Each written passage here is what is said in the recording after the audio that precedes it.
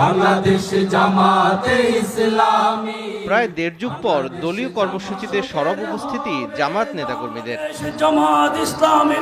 শনিবার দুপুরে কর্মী সম্মেলন ঘিরে নেতাকর্মীদের ঢল নামে কক্সবাজার সরকারি কলেজ মাঠে। প্রধান অতিথি ছিলেন জামাত আমির ডাক্তার শফিকুর রহমান। দেশের সব অন্যায়, অপকর্ম, দুর্নীতি ও চাঁদাবাজির বিরুদ্ধে যুদ্ধ ঘোষণা করেন তিনি। বলেন, ২৪-এর বিপ্লবে ছাত্র জনতার উপর গণহত্যা চালানো খুনিদের বিচারের আগে নির্বাচন চায় না জনগণ। সবাই যার যার জায়গায় রাজনীতি করবেন, যার যার আদর্শ নিয়ে, কিন্তু রাজনীতির সাথে চাঁদাবাজি, দুর্বৃত্তপনা এবং দুর্নীতির কোনো সম্পর্ক নাই।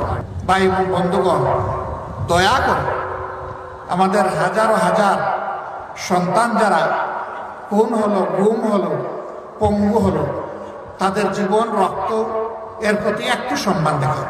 নেত্রকোনার মুক্তারপাড়া মাঠে কর্মী সভার আয়োজন করে জেলা জামাত। এতে প্রধান অতিথির বক্তব্য রাখেন দলটির সেক্রেটারি জেনারেল অধ্যাপক মিয়া গোলাম পরোয়ার। বলেন, প্রশাসনের সব জায়গায় স্বৈরাচারের দোসররা বসে আছে, সেগুলো আগে পরিষ্কার করার পরে নির্বাচন দিতে হবে। প্রশাসনে গেলেই তাদের আচরণে বোঝা যায় অনেকের কথার মধ্য দিয়ে ফ্যাসিবাদের গন্ধ আসে। এখনো প্রশাসনকে পরিচ্ছন্ন করে সংস্কার করবে, নির্বাচন করতে যেটুকু টাইম লাগবে জামাত ইসলামী সেই সময় দিতে প্রস্তুত আছে।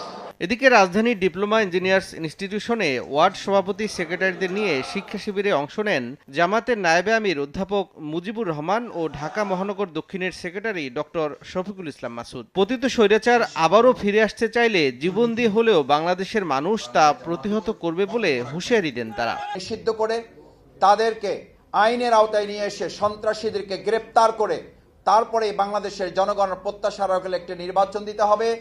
তার আগে অবশ্যই জনগণের প্রিয় সংগঠন বাংলাদেশ জামাত ইসলামের নিবন্ধন ফিরিয়ে দিতে হবে, দাঁড়িপাল্লার প্রতীক মানুষের কাছে ফিরিয়ে দিতে হবে। বাংলাদেশে ততদিন শান্তি হবে না, ততদিন জুলুম বিদায় হবে না, অত্যাচার, নির্যাতন, সন্ত্রাস, চাঁদাবাজি কিছুই দূর হবে না যদি না ইসলামী শাসন এখানে কায়েম হয়। দেশের শান্তি শৃঙ্খলা বজায়ে প্রশাসন সহ গুরুত্বপূর্ণ সেক্টরে স্বৈরাচারের দোসরদের অপসারণের দাবি জানান জামাত নেতারা। তৌফিক মাহমুদ, সময় সংবাদ।